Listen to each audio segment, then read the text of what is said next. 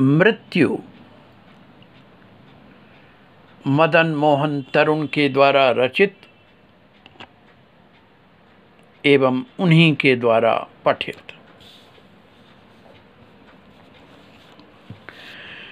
इस विस्मयपूर्ण अनंत जगत में मृत्यु और विनाश सतत सक्रिय हैं। मृत्यु जगत में व्याप्त कोलाहल का अंत है और मृत के लिए इस गोचर जगत का भी अंत है।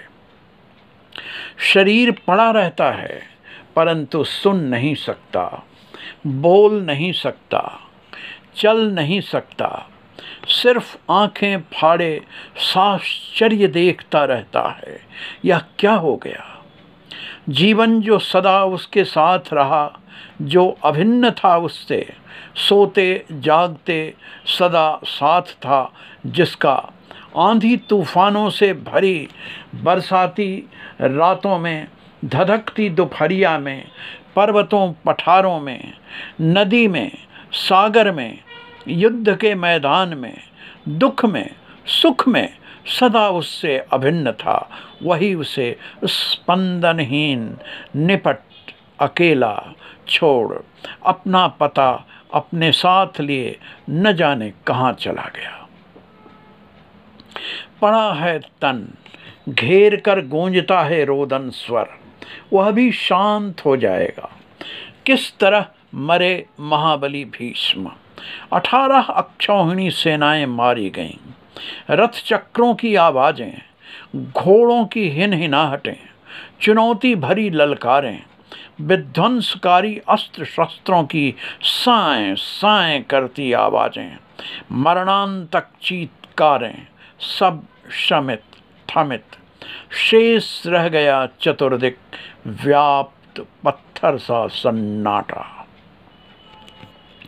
भूत, वर्तमान, भविष्य सब एक साथ उस मोटी किताब में बंद रह गए। आज भी जब स्मृति के पन्ने खुलते हैं, उस किताब से सामना होता है, उसके सारे पात्र जीवंत हो उठते हैं। एक पूरा युग अपने समस्त उद्वेलनों के साथ जाग उठता है। संजय की वाणी वे सारे द्वार खोल देती हैं। धृतराष्ट्र की आंखों के सामने सारा कुरुक्षेत्र खुल जाता है। वे अर्जुन की व्यथा अब समझ पाते हैं। केशव, यह कहाँ आ गया हूँ धनुष बाण लेकर मैं। ये सब मेरे परिवार के सदस्य हैं। दादा, चाचा, भाई, ससुर, साले, भतीजे, मेरे पौत्र, बूढ़े, जवान और हजारों लाखों वीर, योद्धा, महायोद्धा, यशस्वी युग पुरुष, जिनके मारे जाने से पृथ्वी पर गहन सन्नाटा छा जाएगा। पर्वत विदीर्ण हो जाएंगे, नदियां सूख जाएंगी, सागर के ज्वार सब कुछ अपने में समाहित कर लेंगे। आकाश धधक उठेगा, उससे अग्नि की वर्षा होगी। वृक्ष, पशु, पक्षी सब उन लपटों में धधक उठेंगे। घोर आर्तनाद से पूरी धरित्री आकुल हो उठेगी। अर्जुन की इस आकुल गहन चिंता के बाद भी यह युद्ध हुआ और परिणाम सर्वविदित है। संसार में महानाशकारी होने के बावजूद युद्ध होते रहे हैं। पृथ्वी सदा साक्षी रही है। कभी यहाँ घोर से घोरतर कोलाहल छा जाता है, कभी अभेद्य सन्नाटा, कभी रोशनी से चमक उठती है धरित्री। प्रतिभा और नवाविष्कारों का उत्सव खिल उठता है चारों ओर।